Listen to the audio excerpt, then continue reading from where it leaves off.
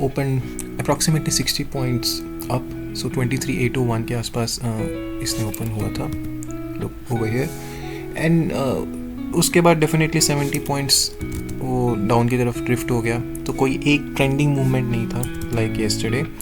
सो उसके बाद through out the day 50 point day range में रहा था, अगर आप देखोगे यहाँ पे, let me show case you, just एक रेंज ही थी, तो कुछ it's like in this particular range it was trading.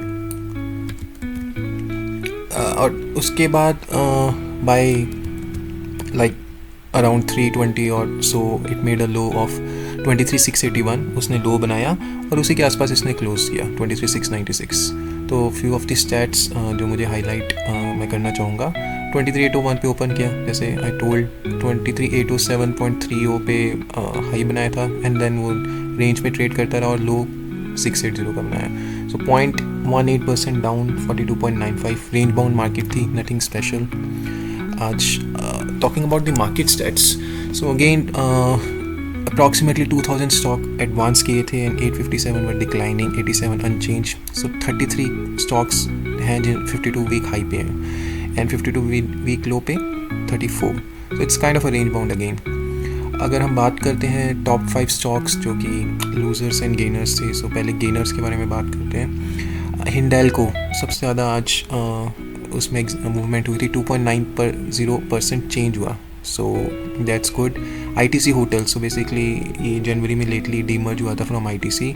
Comment करके बताओ दोस्तों किस किस के पास ITC होटल्स हैं या किसने इन्वेस्ट किया है, उनकी क्या एनालिसिस थी, और अगर आप चाहते हैं कि किसी होटल स्टॉक के बारे में you want me to analyse, तो कमेंट करके बताइए, definitely will take it up.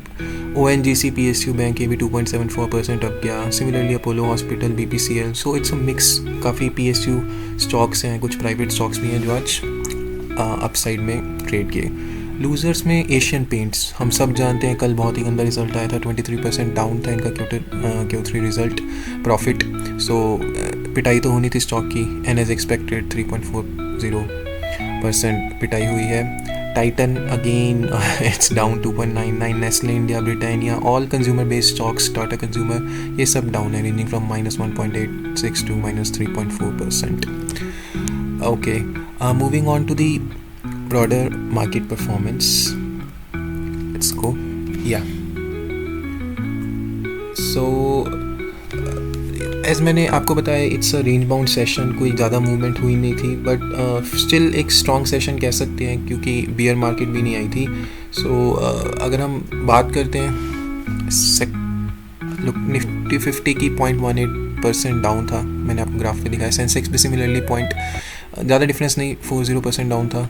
Nifty next 50, Nifty mid cap 150 0.74% up था। Small cap and micro cap 250, जो कि बहुत से ट्रेडर्स जिसमें पसंद करते हैं इसमें ट्रेड करना, बिकॉज इसमें रिस्क रिवॉर्ड रेशियो काफ़ी हाई होता है, रिस्क भी हाई होता है, रिवॉर्ड भी हाई होता है, तो वो 1.57 और 1.49% अप थे।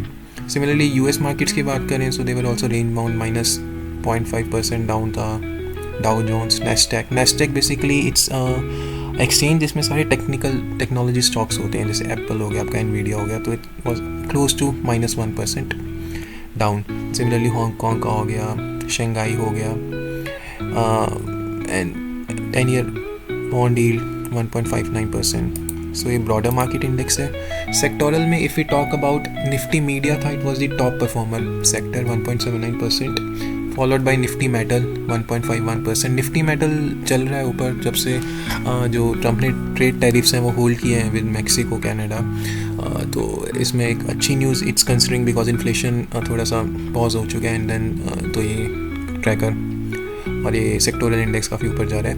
निफ्टी एनर्जी सिमिलरली 1.36 अप था। ऑन द नेगेटिव साइड तो सबसे वर्स्ट था निफ्टी रियलिटी, -0.85% डाउन था। सो कमेंट करके बताओ दोस्तों, अगर आपके पास किसी के पास रियलिटी स्टॉक्स है, या आप ट्रेड करना या आप एनालाइज करना चाहते हैं, आपने क्या सोच के अपने पोर्टफोलियो में इंक्लूड किया हुआ है any of the realty stocks.